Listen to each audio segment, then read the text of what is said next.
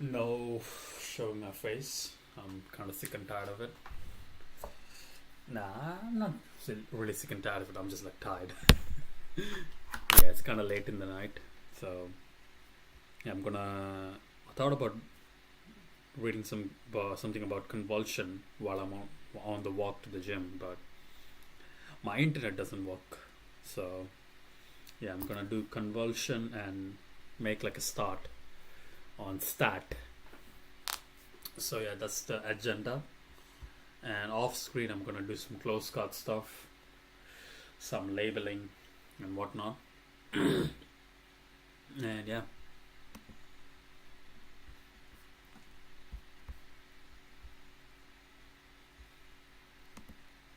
Let's kick things off with a quiz. Suppose I take a normal distribution with this familiar belt by the corresponding pixel that it sits on top of. And of course, in computer science, we think of colors as little vectors of three values, representing the red, green, and blue components.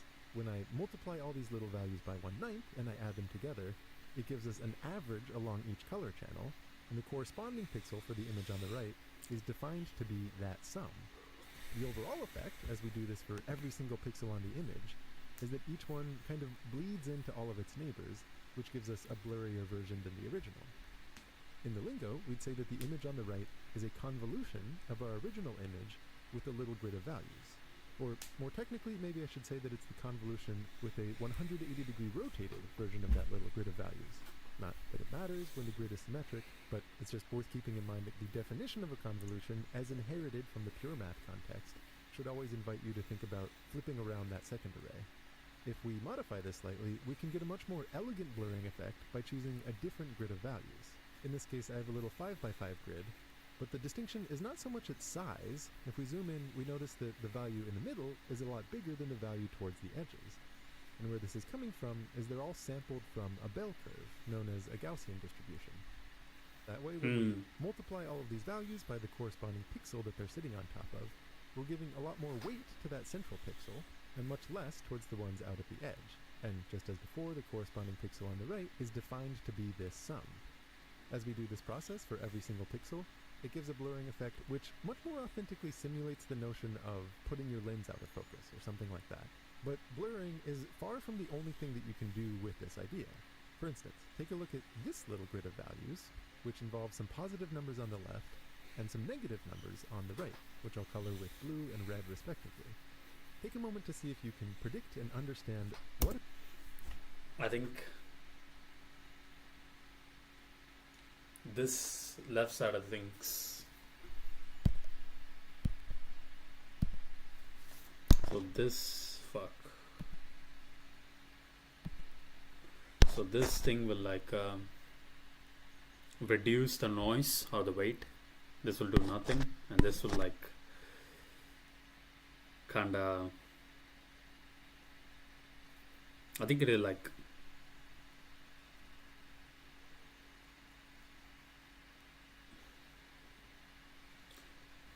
let's say this is the image, right?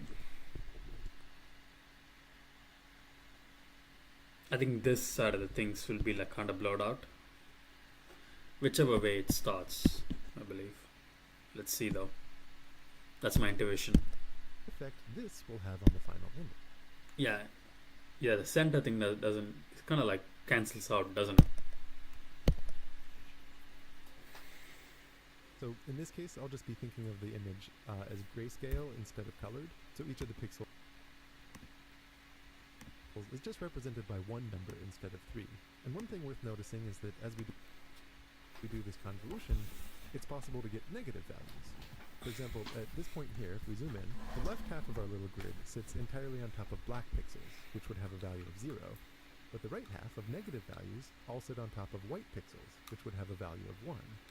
So when we multiply corresponding terms and add them together, the result will be very negative. And the way I'm displaying this with the image on the right is to color negative values red and positive values blue. Another thing to notice is that when you're on a patch that's all the same color, everything goes to 0, since the sum of the values in our little grid is 0. This is very different from the previous two examples, where the sum of our little grid was 1, which let us interpret it as a moving average and hence a blur. All in all, this little process basically detects wherever there's variation in the pixel value as you move from left to right. And so it gives you a kind of way to pick up. Okay, that's kind of what I was thinking, but yeah, the side, the shadow of the right side will be. That was my intuition. The shadow of the right side will be like highlighted, and the edges would be like much more prominent. But I don't understand how the right side of the red color, so to speak, kind of gets detected. I don't really understand it. On all the vertical edges from your image. Yo, okay, it's positive. Okay, that makes sense. But doesn't it not like cancel out? And similarly, Maybe you not. rotated that grid around so that it varies as you move from the top to the bottom. So this one would be highlighting. Let's see. This one will be highlighting these things.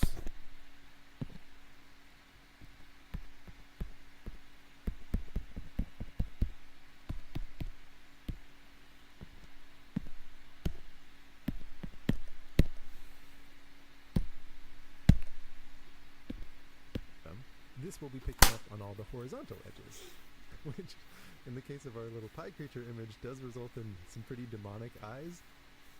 This smaller grid, by the way, is often called a kernel, and the beauty here is how just by choosing a different kernel, you can get different image processing effects, not just blurring or edge detection, but also things like sharpening.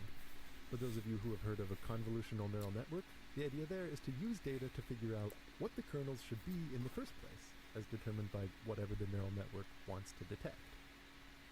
Another thing I should maybe bring up is the length of the output.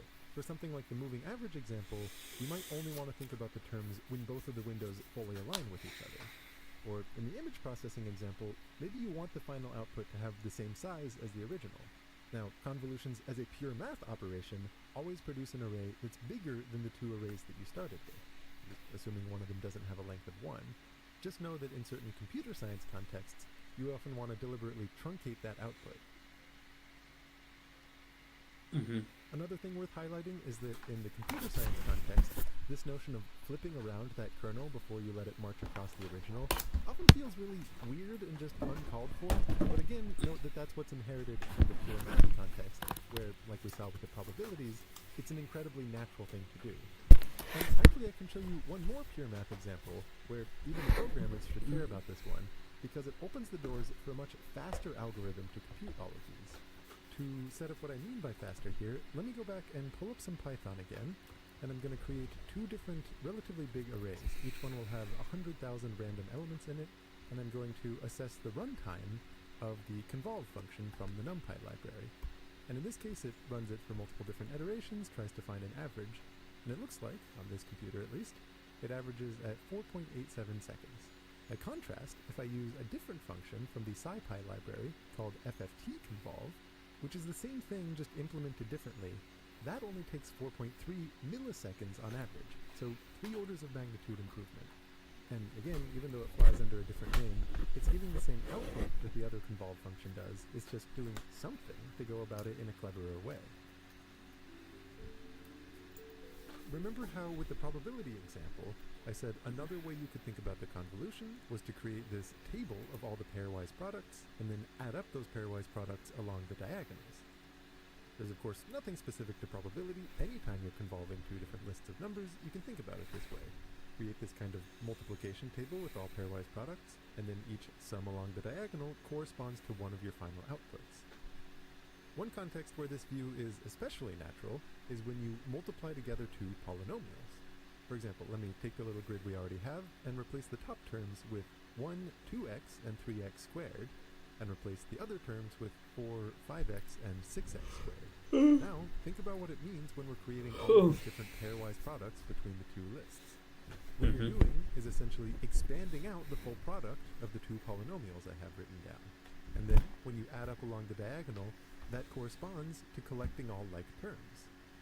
Which is pretty neat. Expanding a polynomial and collecting like terms is exactly the same process as a convolution. But this allows us to do something that's pretty cool. Because think about what we're saying here. We're saying if you take two different functions and you multiply them together, which is a simple pointwise operation, that's the same thing as if you had first extracted the coefficients from each one of those, assuming they're polynomials, and then taken a convolution of those two lists of coefficients. What makes that so interesting is that convolutions feel, in principle, a lot more complicated than simple multiplication. And I don't just mean conceptually they're harder to think about. I mean, computationally, it requires more steps to perform a convolution than it does to perform a pointwise product of two different lists. For example, let's say I gave you two really big polynomials, say each one with 100 different coefficients. Then if the way you multiply them was to expand out this product, filling in this entire 100 by 100 grid of pairwise products, that would require you to perform 10,000 different products. And then, when you're collecting all the like terms along the diagonals, that's another set of around 10,000 operations. More generally, in the lingo, we'd say the algorithm is O of n squared, meaning for two lists of size n, the way that the number of operations scales is in proportion to the square of n. On the other hand, if I think of two polynomials in terms of their outputs, for example, sampling their values at some handful of inputs, then multiplying them only requires as many operations as the number of samples, since again, it's a pointwise operation. And with polynomials, you only need finitely many samples to be able to recover the coefficients. For example, 2 outputs are enough to uniquely specify a linear polynomial, 3 outputs would be enough to uniquely specify a quadratic polynomial, and in general, if you know n distinct outputs, that's enough to uniquely specify a polynomial that has n different coefficients. Or, if you prefer, we could phrase this in the language of systems of equations. Imagine I tell you, I have some polynomial, but I don't tell you what the coefficients are. Those are a mystery to you. Think of this as the product that we're trying to figure out. And then, suppose I say, I'll just tell you what the outputs of this polynomial would be if you inputted various different inputs, like 0, 1, 2, 3, on and on. Enough, so you have as many equations as you have unknowns. It even happens to be a linear system of equations, so that's nice. And in principle, at least, this should be enough to recover the coefficients.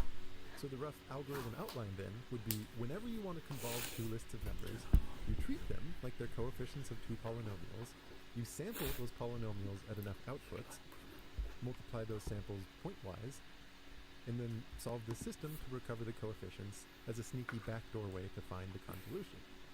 And as I've stated it so far at least, some of you could rightfully complain, Grant, that is an idiotic plan. Because, for one thing, just calculating all these samples for one of the polynomials we know already takes on the order of n squared operations.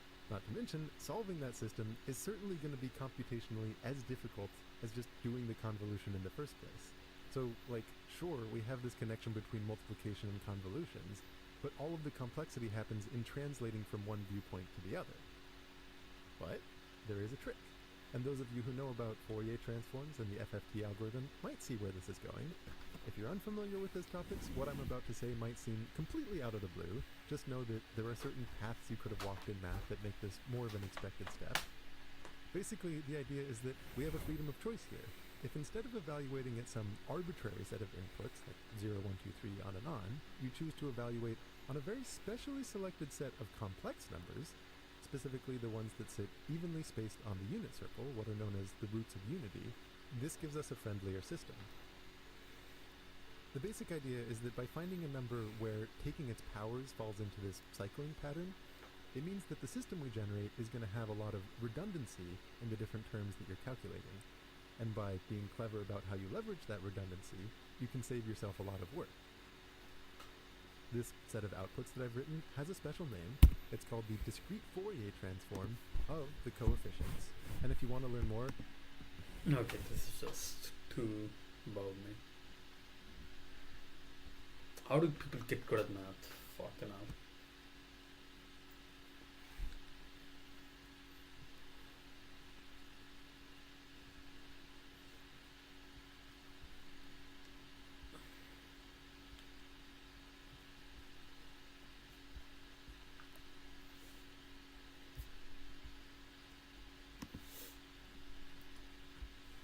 To support the production of more high-quality content, consider supporting us on Patreon or YouTube membership.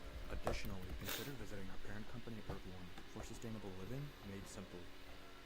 Throughout this deep learning series, we have gone from the origins of the field and how the structure of the artificial neural network was conceived, to working through an intuitive example covering the main aspects and some of the many complexities of deep learning. Now, all these videos have only been focused on one type of neural network, the feed-forward network. The focus of this video then will be to initiate discussion on another very popular and important neural network architecture, the convolutional neural network. For our discussions on convolutional neural networks, we will go with a very common example, number recognition. The reason this example was chosen is because of this great interactive resource by Adam Harley, a robotics PhD at Carnegie Mellon University. I have linked the resource in the description so that you Oof.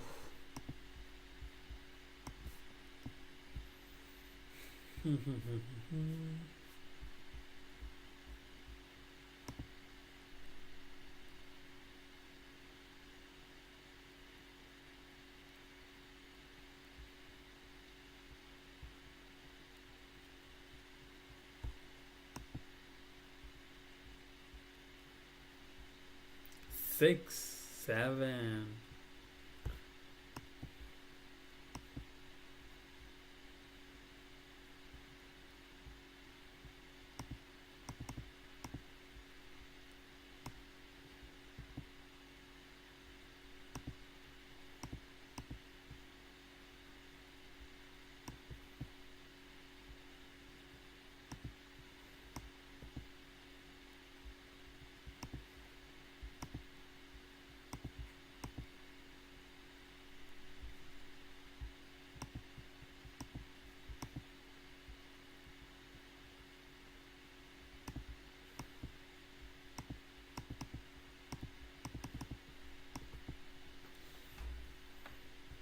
Why is it so wrong?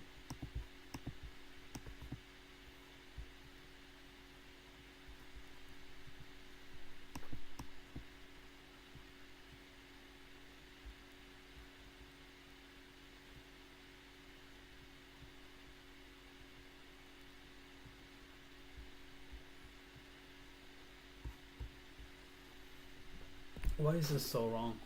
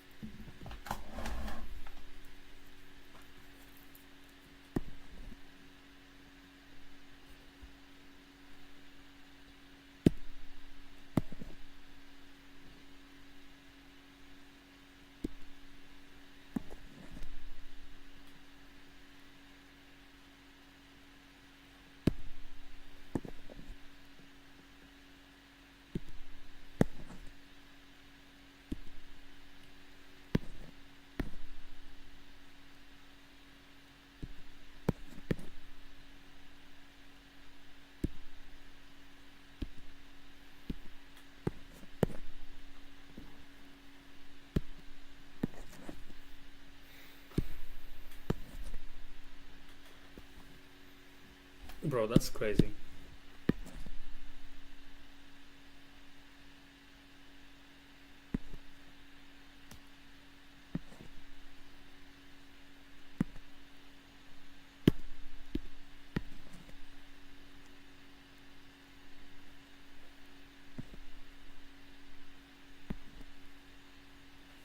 Bro, that's crazy. How does this... too can experiment with it and see the internals of a convolutional network. Now, if you can recall from our example on an image pattern recognizer using a feed-forward network, we set up an idealized system and made the assumption that each hidden layer in our network would build upon further layers of abstraction, from vertical lines to combinations of vertical lines. However, in actuality, as we explained, this wouldn't happen, and the receptive fields in the network would be a lot more random to the human eye due to the architecture of feed-forward networks and how they compute.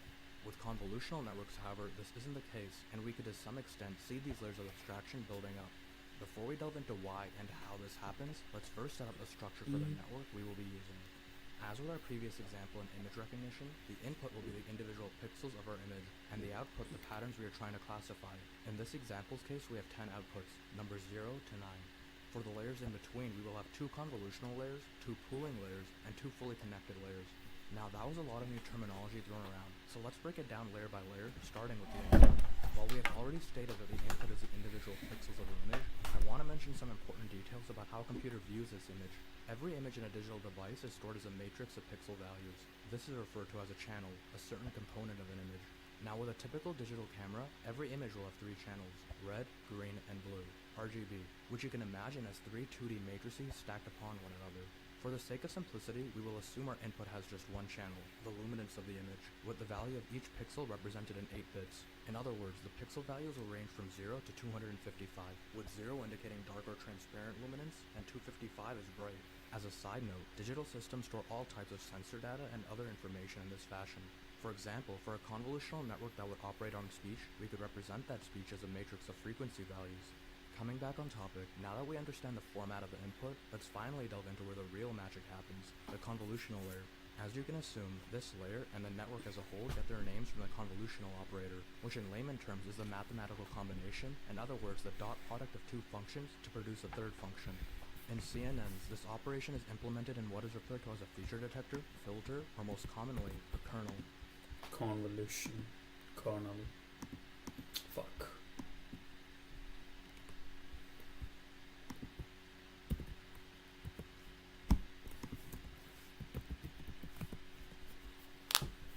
Oh, no one explained this in Tamil.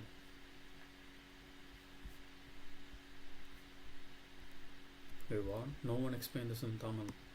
Convolution.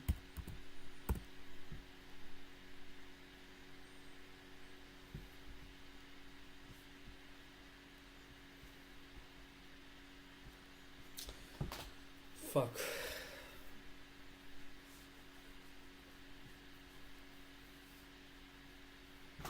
That's the thing though, I don't even understand it. Maja matrix.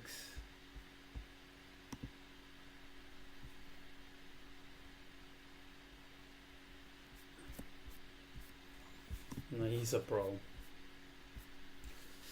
I cannot act like I know more than this guy. This guy clearly knows more than me. Look at him.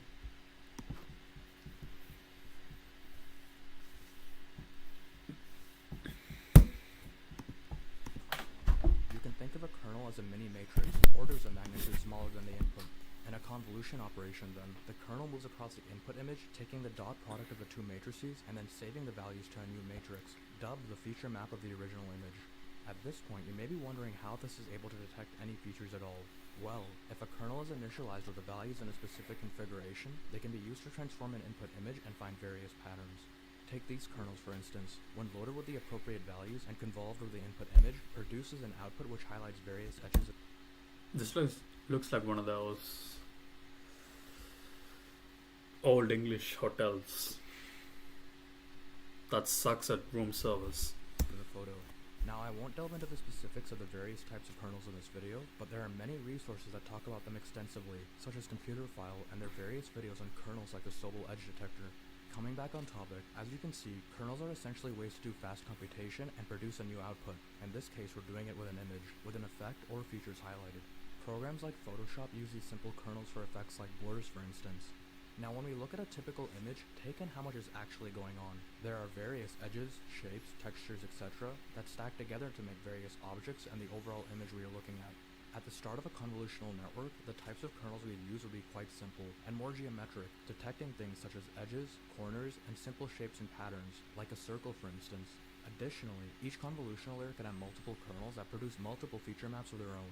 So for our example, we can see that our first layer has 6 kernels, and these kernels are detecting simple patterns like horizontal lines, vertical lines, and corners on our draw numbers. As a side note, for each of the convolved pixels in our feature map, a nonlinearity function was also applied, in this instance a ReLU. We discussed this function in previous videos and the need for nonlinearity in neural networks, so our feature maps are more adaptable to real-world data. Also, you can now see how complicated this process would become if we had more than one channel, as each channel would have 6 feature maps, in this instance leading to 18 for an RGB image, and then those feature maps would have to be filtered together or operated on separately depending on your specifications. For instance, in a self-driving system, a red hexagon is a stop sign, so we would need separate channels and kernels for those channels. However, coming back to our example, just one channel, luminance, was more than enough. Moving on, now that we have our rectified feature maps, the next layer in CNNs after the convolution is the pooling layer. Pooling layers are used to downsample our feature maps, keeping the most important parts and discarding the rest, and primarily done to reduce the overfitting rate, and so that calculations can be sped up in later layers due to the reduced spatial size of the image. The type of pooling our network implements is max pooling, in which we take another kernel and slide it across our input feature maps, and the largest pixel value in that region is what is saved to our new output feature map. As you can see in this number classifier, the max pooled layer still retains the important information from the convolutional layer while being smaller in spatial size. For instance, in this feature map you can still make out the horizontal lines, and in this one the vertical, from their respective original feature maps. So now, with the defining layers of the convolutional neural network understood, A, the convolutional layer which extracts features, and then B, the pooling layer which downsamples the feature maps, the next step is repeating these layers to build up more abstraction in the network. As stated earlier, in later layers of the network, more complex kernels are incorporated that detect shapes, objects, and other complex structures, which is done by leveraging the previously generated feature maps and their detected simple features to build more complex ones. This is essentially the definition of abstraction. You can see in our example that in the next convolutional layer there are 16 kernels, and these kernels are now much more complex. In the first convolutional layer we were detecting simple edges and corners, and now as you can see, horizontal and vertical edges are being combined, as well as other simple shapes from the previous feature maps. For instance, with this drawing We're just playing Tetris with the on shit. 4, you can see this feature map combining both horizontal and vertical edges from various earlier layer feature maps, and resembling a bit of the structure of a 4, or with these feature maps of a 5, where diagonal lines and S-shaped patterns are being detected. As you can see, similar higher level features are present for all numbers. Now after this convolutional layer, just as before, there is another max pooling layer to reduce the spatial dimensions of the feature maps before the fully connected layers. As seen here, with these newly pooled maps, they look a lot more random to the human eye, since the spatial resolution is not very low. However, to a computer, they are just the key points in a matrix that represent a drawn number. You can also see now why we needed these pooling layers. From a raw input 32 by 32 pixel image with 1024 pixels and no discernible features, to 6 low-level feature maps of size 14 by 14 pixels resulting in 1176 pixels, and then finally 16 high-level feature maps of 5 by 5 pixels resulting in 400 pixels. And this in general was the whole point of these convolutional and pooling layers, to detect high-level features with as low as possible spatial resolution, and why this part of the convolutional neural network is referred to as feature extraction. At this point, with the features extracted, we still need to be able to classify them, hence the second part of a convolutional network, the classifier. This part is comprised of fully connected layers, similar to a feed-forward network, except now our input to these perceptron layers are the high-level abstracted features from our input, rather than the raw input pixels. In this example's case, there are 120 neurons in the first fully connected layer, and 100 in the second, and as you can see, these are sufficient to correctly classify numbers with a high degree of accuracy. Now I hope you can recall, as we've covered in videos past, during the process of backpropagation and gradient descent, the weight and bias values are tuned as the network learns. In terms of convolutional networks, those values would still be altered during this process, and also other values such as the kernel coefficients of our convolution and pooling layers. Now before continuing, I want to stop and highlight the fact that in our discussion of convolutional networks, we have made many generalizations and overlooked many details. For instance, hyperparameters like kernel size, stride and dilation rate, transpose convolutions and padding, different types of pooling layers, as well as other parameters and hyperparameters in our feature extracting layers and their effects on the output, not to mention the impact of all the parameters in our fully connected layers, which we already mentioned. Motherfucker made a video called Entire History of Human Civilization or some shit. On the output, as well as other parameters and hyperparameters in our feature extracting layers and their effects on the output, not to mention the impact of all the parameters in our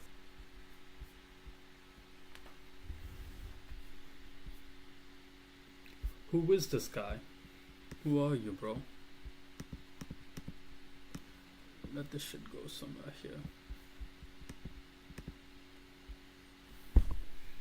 autonomous vehicles, VR.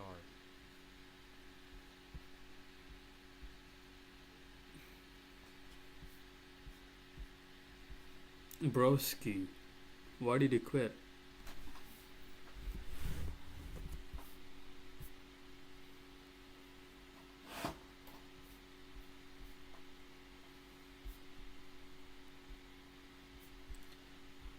Why do guys like this even exist, man?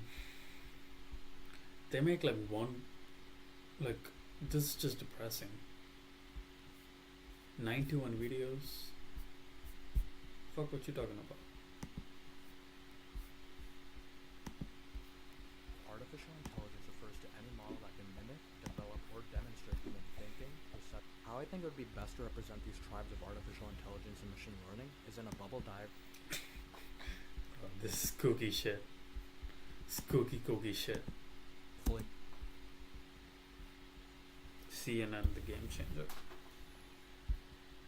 People didn't believe it back then, you know. I hate these kind of videos. Stop understanding AI. Nigga, you don't understand it. Talk to yourself, faggot.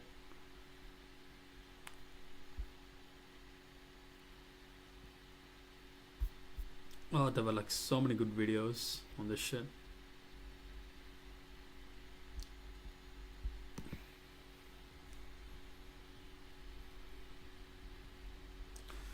All convolution animations you've seen?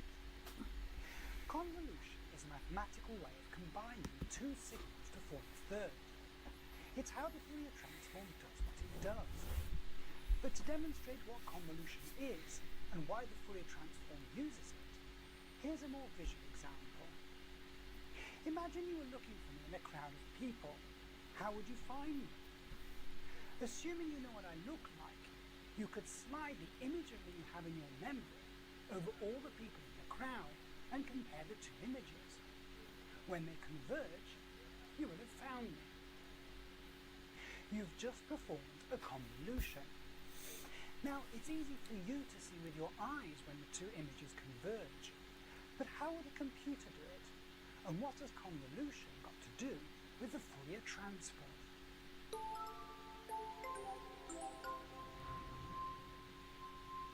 Hi, I'm Mark Newman, and this channel is all about helping you understand the fascinating world of signals and systems. If, like me, you find all the maths involved just a load of Greek, then I'm here to help you break through that barrier so you can stop worrying about the equations and start dreaming about your next invention. Bro. What the fuck, bro? What is this? What am I looking at? What is this 1940s shit? What the fuck?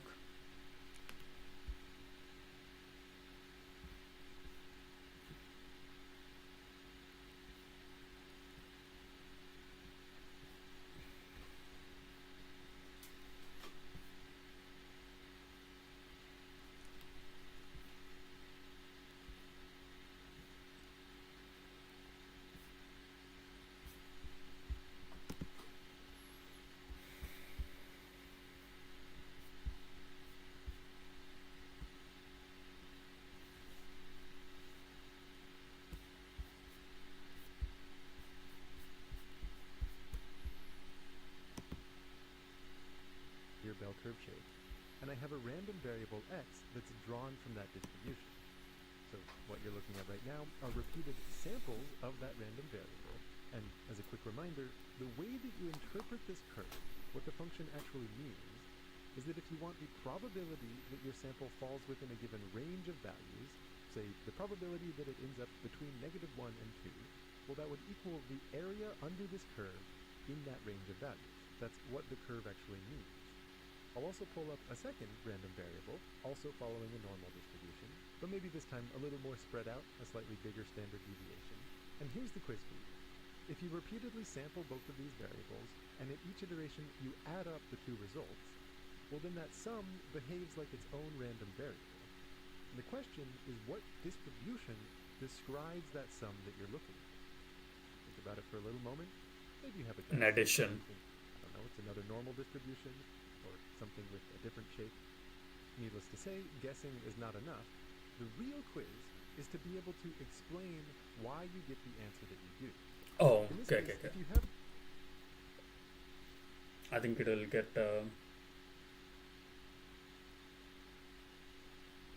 It kind of like averages out. No, it doesn't average out. It gets bigger. the bones visceral level of understanding for why the answer is what it is, you'll be a long way towards understanding why normal distributions serve the special function that they do in probability. Zooming out, though, this is actually meant to be a much more general lesson about how you add two different random variables regardless of their distribution, not necessarily just the normally distributed ones. This amounts to a special operation that you apply to the distributions underlying those variables. The operation has a special name. It's called a convolution. And the primary thing you and I will do today is motivate and build up two distinct ways to visualize what a convolution looks like for continuous functions, and then to talk about how these two different visualizations can each be helpful in different ways, with a special focus on the central limit here. After we do the general lesson, I want to return to the opening quiz and offer an unusually satisfying way to answer. As a quick side note, regular viewers among you might know there's already a video about convolutions on this channel. Yeah. I think I'm done. Fuck. I'm tired.